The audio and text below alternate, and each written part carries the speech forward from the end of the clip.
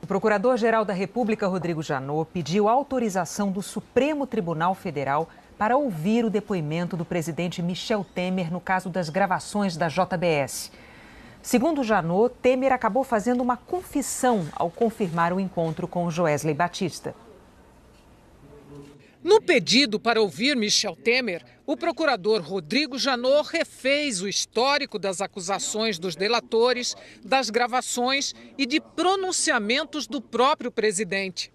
Em que pese Michel Temer alegar ilicitude da gravação e questionar sua integridade técnica, em pronunciamentos recentes, o presidente da República não negou o encontro nem o diálogo noturno e secreto com o colaborador Joesley Batista. Tampouco nega que o colaborador tenha lhe confessado fatos criminosos graves.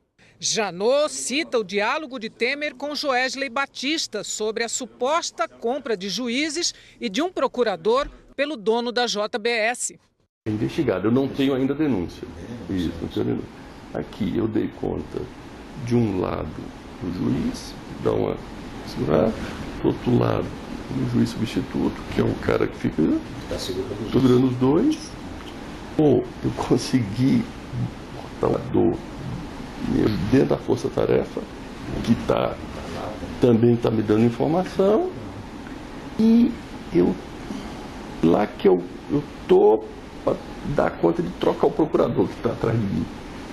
Bom, se eu der conta, tem um lado bom e um lado ruim. Sobre esse trecho da gravação, Janot afirma que Temer deveria, no mínimo, ter comunicado os crimes às autoridades. No sábado passado, Temer tentou se explicar. Para o procurador, foi uma segunda confissão. Eu devo dizer que não acreditei na narrativa do empresário de que teria segurado os juízes, etc. Ele é um conhecido falastrão exagerado. E Janot argumenta. Mais uma vez, o fato relevante não é negado, sendo, em realidade, objeto de confissão, no sentido de que os interlocutores dialogaram sobre possível corrupção de agentes públicos. O procurador destacou outro diálogo em que Joesley contou a Temer que estava pagando mesada pelo silêncio de Eduardo Cunha. Esse negócio dos vazamentos. Telefone lá do Ardo, com o Gedel, volta e meia citava alguma coisa meio tangenciando a nós, não sei o quê. Eu estou lá me defendendo. Como é que eu mais ou menos dei conta de fazer até agora? Eu estou de bem com o Eduardo. Tem que manter isso. Todo mês. Segundo o procurador, no pronunciamento, Temer confirmou que esse trecho da gravação é real. Devo até registrar que é interessante quando os senhores examinam o seu depoimento e o áudio, os senhores verificam que a conexão de uma sentença a outra não é a conexão de quem diz, olhe, eu estou comprando o silêncio de um ex-deputado e estou dando tanto a ele. Não, a conexão é com a frase, eu me dou muito bem com o ex-deputado, mantenho uma boa relação. Eu disse, mantenha isso. Viu, enfatizam muito o viu. Janot usa a palavra confissão 10 vezes no pedido que fez ao relator da Lava Jato no Supremo, ministro Luiz Edson Fachin, e conclui. A iniciativa de comentar a conversa, admitindo seu conteúdo, mas contestando sua interpretação, foi da própria autoridade impetrada, no caso Temer, que não estava sob interrogatório. Tomou a iniciativa de se pronunciar.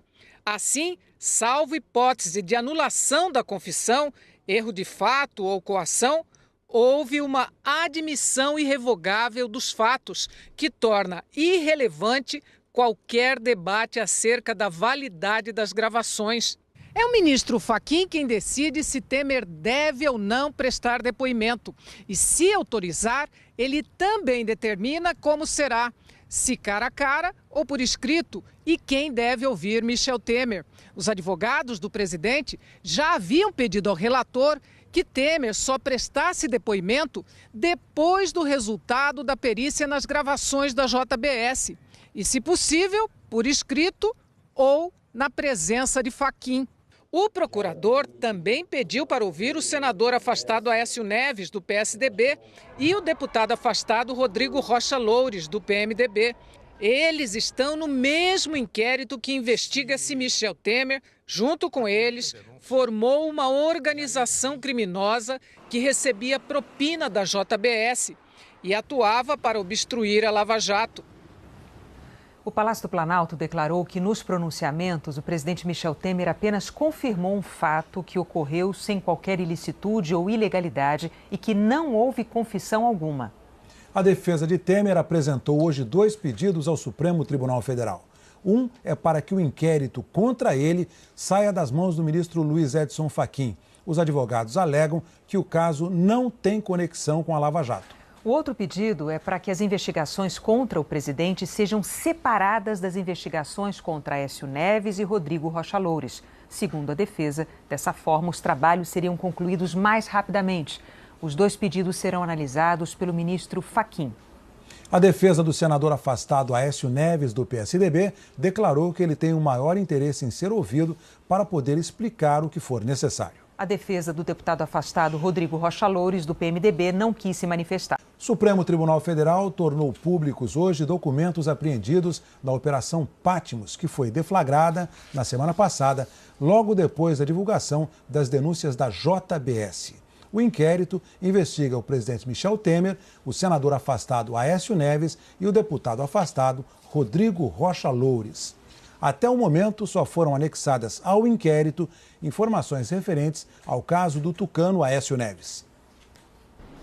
O documento da Polícia Federal enviado ao Supremo detalha as buscas feitas no apartamento do senador afastado Aécio Neves, do PSDB, na semana passada, na Avenida Vieira Souto, em Ipanema, no Rio. Na operação foram apreendidos objetos e papéis, entre eles documentos num saco plástico. Segundo a Polícia Federal, comprovantes de depósitos e anotações.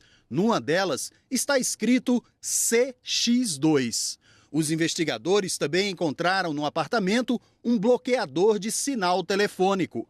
Além disso, foram apreendidos 15 quadros e uma escultura. A Polícia Federal encontrou no gabinete de Aécio, no Senado, um caderno que seria usado para agendamentos. Num deles, aparece o nome de Joesley Batista. Os agentes também apreenderam 14 folhas com planilhas de indicações para cargos federais, com remuneração e direcionamento em qual partido pertence ou foi indicado. Nos documentos anexados ao inquérito, há também uma revelação do ex-secretário parlamentar Menderson de Souza Lima, que trabalhava com o senador Zezé Perrella, do PMDB de Minas. Menderson, que está preso desde a semana passada, contou aos policiais que, ao saber das notícias da delação da JBS envolvendo o nome dele, levou 2 sacolas com R$480 mil para a casa da sogra, no município de Nova Lima, em Minas. Segundo ele, a sogra não sabia do conteúdo das sacolas. Menderson levou os investigadores até lá para entregar o dinheiro, que estava escondido num dos quartos. De acordo com a Polícia Federal, ele disse que esse dinheiro era parte do que ele foi buscar em São Paulo no dia 3 de maio. Os investigadores dizem que o dinheiro era destinado ao senador Aécio Neves. A defesa do senador afastado Aécio Neves, do PSDB, declarou que lamenta que informações estejam sendo divulgadas para a imprensa sem qualquer contextualização que permita o devido esclarecimento. Os advogados declararam que uma eventual referência a CX2 não significa qualquer indício de ilegalidade. O senador Zezé Perrella, do PMDB, disse que está absolutamente tranquilo e confiante de que as investigações vão provar que ele não cometeu nenhuma irregularidade. O advogado do ex-secretário parlamentar Menderson Souza não quis se manifestar.